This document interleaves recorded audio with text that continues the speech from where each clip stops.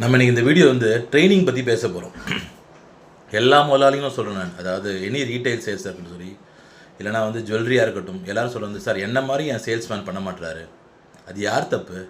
உங்கள் தப்பு தான். உங்களை மாதிரி உங்களோட சேல்ஸ்மேனை தயார்படுத்துங்க சார்.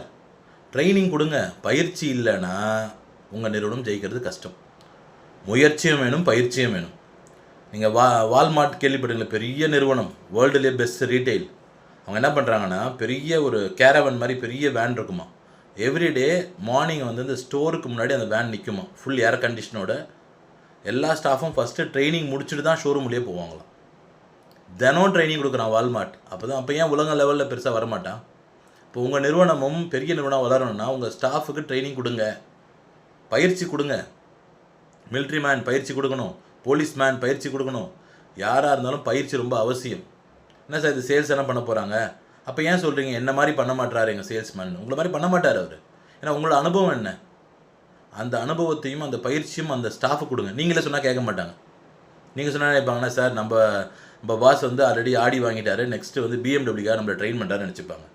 அவுட் சைடரை கூப்பிடுங்க. உள்ளூர் ஆட்டக்காரங்க மரியாதை இருக்காதுன்னு சொல்லுவாங்க ஒரு பழமொழி. வெளியே கன்சல்டண்ட்டை கூப்பிடுங்க, ட்ரெயினர்ஸை கூப்பிடுங்க, ட்ரெயின் பண்ணுங்கள். நாங்கள் ஜுவல்லரி நிறுவனங்களுக்கு ட்ரைனிங் கொடுத்துட்ருக்கோம். இந்தியா மட்டும் இல்லை, மலேசியாவிலையும் கொடுத்துட்ருக்கோம். நாங்கள் பேன் இந்தியா கொடுத்துட்ருக்கோம். சேல்ஸ் ட்ரைனிங் தேவைப்பட்டால் எங்களை காண்டாக்ட் பண்ணுங்கள். என் நிறுவனத்தை பேர் பெல்கவ் ஸ்ட்ராட்டஜிக் கன்சல்டன்சி பிரைவேட் லிமிடெட். என்னோட பேர் சிவகுமார். என்னோட காண்டாக்ட் நம்பர் இந்த வீடியோவிலே கொடுக்குறேன். உங்களுக்கு வேணும், உங்கள் நிறுவனத்துக்கு ட்ரெயின் வேணால் கூப்பிடுங்க. கண்டிப்பாக வேணும், தேவைப்படும். அப்போ தான் உங்கள் ஸ்டாஃபும் உங்களை மாதிரி ஒர்க் பண்ணுவாங்க. நீங்கள் சொல்கிறீங்களா என்ன மாதிரி பண்ண மாட்டாங்கன்னு?